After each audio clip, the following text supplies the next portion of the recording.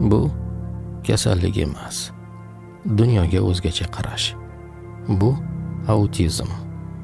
Autizmi bor insonlar katta kashfiyotlarga qodir bo'ladi. Tashqi dunyoga chalg'imaganidan bo'lsa kerak.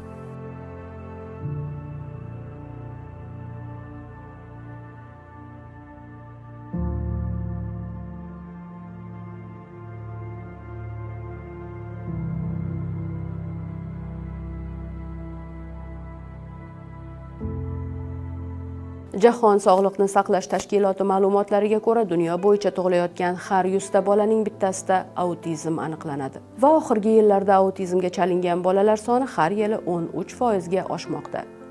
Autizm tashxisli bolalarning o'z dunyosi bo'ladi. Shuning uchun ular jamiyatga moslashishlari qiyin. Lekin ularni bu holda yolg'iz qoldirish kasallikning yanada og'irlashishiga sabab bo'ladi. Kun.uz Toshkentdagi Nurafshon o'quv markazi bilan hamkorlikda shunday bolalarni jamiyatga moslashtirish yuzasidan yo'riqnomani taqdim etadi. Mani bugungi o'quvchim 15 yosh, nutqi yo'q. Unda noto'g'ri xulq ko'pligi sababli eng ko'p qaratadigan darslarimiz mehnat darsi. Bunda biz vizual kartochkalardan foydalanamiz. Kartochkalar bizga nimaga kerak? Bitta ishni boshlagandan keyingisi nima bo'lishini bolam tushunmay qoladi, o'quvchimiz tushunmay qoladi. Shu uchun etap-etap tushunishi uchun kartochkadan foydalanamiz. Bu yoqda oxirida yopishtirib qo'yganimiz buni eng yuqori motivashkasi. Eng yaxshi ko'rgan o'yini, o'yinchog'i bo'lishi mumkin. Bu darslarni yaxshi bajargan bolaga buni beramiz.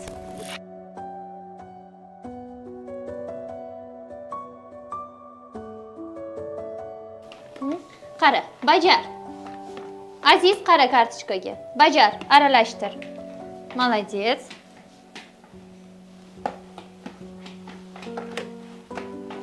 Bu jarayon bolaga uyda, ko'chada o'zini yaxshi tutishga o'rgatishga yordam beradi.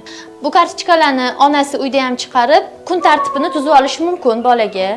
Ovqat pishirish deysizmi, kiyimini kiyish deysizmi? Chunki og'zaki muloqotingizga tushunmagan bolaga baribir kartochkadan vizualni foydalanasiz. Bu narsa bola tushunib qilish o'rgangandan keyin mustaqilga o'tadi.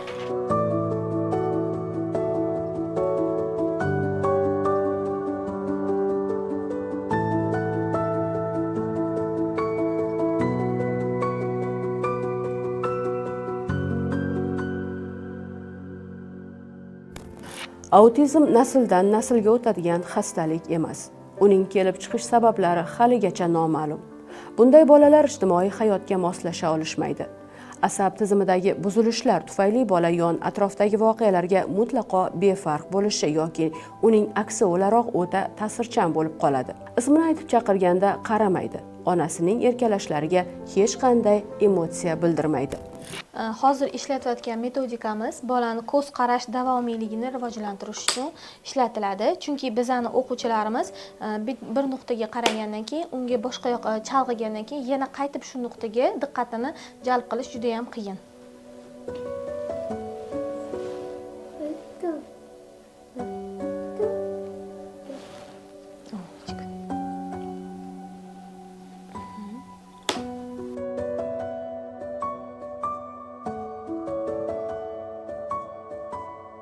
Hozirgi kunda gadjetlar zamoni bo'lib ketayotgani uchun bu narsa nafaqat biron-bir rivojlanishda kamchiligi bor bolalar uchun, balki sog'lom bolalar uchun ham juda ham kerak. Chunki bu ko'z kontakti degani, bu nutq degani.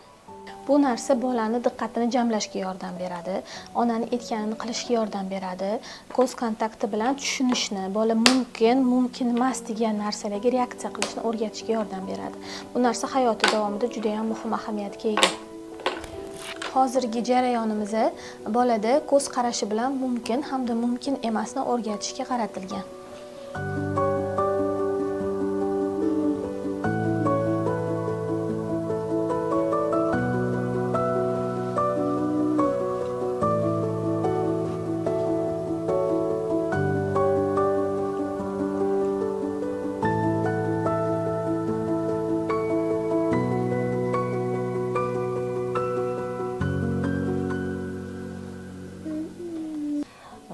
Приехали из Казахстана, город Астана. Biz Qozog'istonning Ostona shahridan keldik. Bu yerga kelganimizga 2 oy bo'ldi.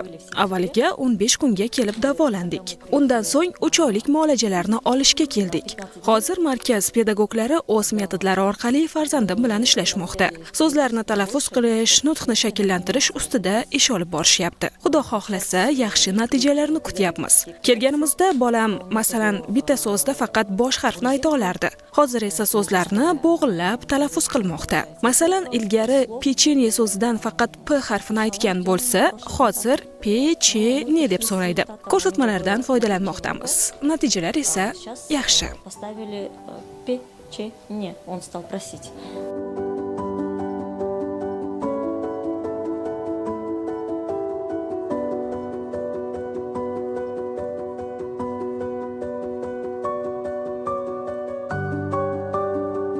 Bunday bolalarning miyasi juda faol darajada bo'ladi, ammo ular ma'lumotlarni qabul qilishda qiynalishadi. Ular odamlarni, ovozlarni ajrata olishmaydi yoki o'zlariga va yonidagilarga nisbatan o'ta agressiv munosabatda bo'lishlari mumkin. Kel Saydamir, darsga. Oy, sen kelding, malades. O'tir. Sen chiroyli o'tirding. Nimani xohlaysan?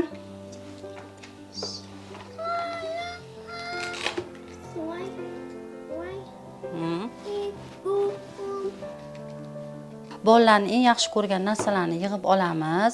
Bolalar tez tushunish uchun yoki bu narsalarni yig'ib olganimizda bir xilda ota-onalar chips mumkin emas yoki Pepsi mumkin emas deyshadi.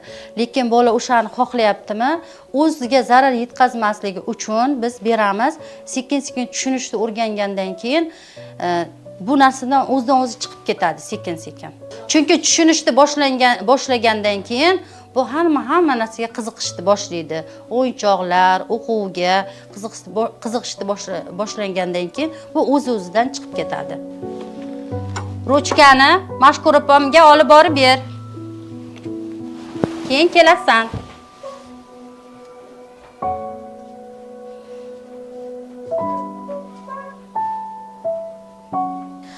Bizning markazimiz ish faoliyatini olib borishiga 10 yil bo'ldi.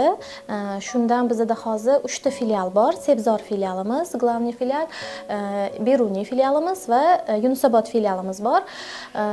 Shu 10 yil ichida bizaga 3000 taga yaqin tashxisli bola kelgan bo'lsa, shundan 60% oddiy maktablarga, bog'chalarga borib, o'sha oddiy bolalarga o'xshab ta'lim olib borishyapti. Markazimizga juda ham ko'p tashxisli bolalar keladi. Masalan, Down sindromi bilan kelishadi, ZPR tashxisi, DCP tashxisli bolalar keladi yoki ZPMR tashxisi, har xil, masalan, mana autizm tashxisli bolalar, dizartriya tashxisli bolalar, shu kabi tashxisli bolalar juda ham ko'p keladi. Biz o'shalarning ustida o'sha muammosiga qarab ishlaymiz. Bizaga autizm tashxisli bolalar keladi. Ularda asosan muammo ko'proq ovqat yemasligida bo'ladi. Ular juda ham hamma narsani tanlab yeydi. Keyin ularda chaynash reflekslari, keyin yutinish reflekslari yaxshi rivojlanmagan bo'ladi. Men reabilitolog sifatida shularni ustida ko'proq ish olib boraman.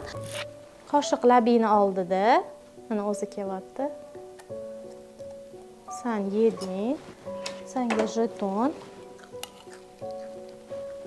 Men farzandim 5,5 oyligida sudurgi bo'lgan. Sudurgidan keyin chaynash reflekslari yo'qolib, yutinish zonalari ishlamay qolgan. So'liklari oqardi. Biz Nurafshon markaziga kelishimizdan oldin ko'p so'liklari oqardi. Biz Nurafshon markaziga kelganimizdan keyin logo masajlarni olganimizdan keyin so'lik oqishlari to'xtab, chaynash refleks paydo bo'ldi. Hozirda farzandim chaynash bosqichiga yetib keldi. O'sha ovqatlar bersa chaynab, o'zi yutin olyapti, hattoki suv icha olmasdi. Hozir turbuchkalardan ham bemalol tortib, o'zi mustaqil suv icha olyapti. Biz shug'ullanishda hali ham davom etamiz, toki shu diagnozdan chiqib ketgunimizga qadar. Hozir ancha yaxshi, tushunyaptimi, tushunchalari kengaygan, men hamma buyruqlarimni tushunadi. Shu gapirishimizda ham o'sha ada, oyi, doda so'zlari chiqqan, o'z ehtiyojlarini bemalol etib tushuntira olyapti.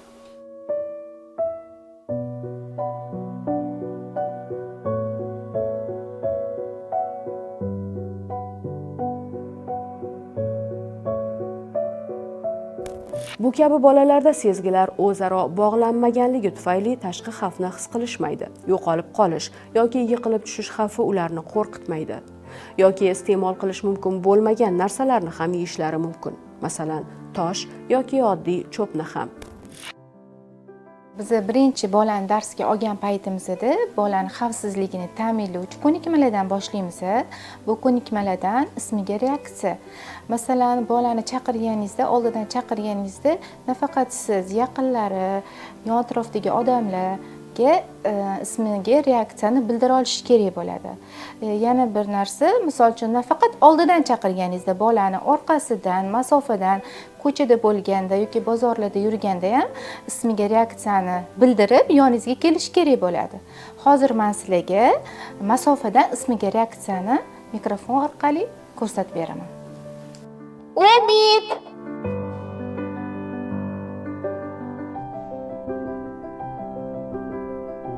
Umid, nima xohlaysan? Nima xohlaysan? Молодец, mana senga chips.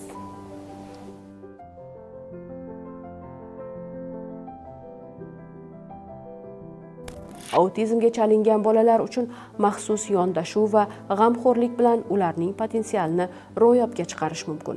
Faqat bu qobiliyatni yuzaga chiqarishda ularga to'g'ri yordam kerak xolos. Ularning ota-onalari qiladigan eng katta xatolardan biri bu farzandlarni shundayligicha qabul qila olmaslikdir. Agar ular boricha qabul qilinib, to'g'ri yondashuv bilan tarbiyalansa, bolalardagi yashirin iqtidor yuzaga chiqishi, hech bo'lmaganda boshqa bolalar kabi yashashlari mumkin. Buning uchun ota-onalardan sabr, e'tibor, ko'proq g'amxo'rlik va mutaxassislar tanlovi kerak bo'ladi. Biz nafaqat bolalar bilan, balki ota-onalar bilan ham ishlaymiz. Chunki bolasining tashxisini eshitgan ota-onalar o'zlarida ruhiyatlarida turli o'zgarishlar ro'y beradi va bu o'zgarishlarni biz 5 bosqichga bo'lamiz. Birinchi bosqich inkor etish bosqichi hisoblanadi. Bu bosqichda ota-ona o'zining farzandini tashxisli ekanligini inkor etadi va uni sog'lom ekanligini o'ziga hamda boshqalarga isbotlashga urinadi.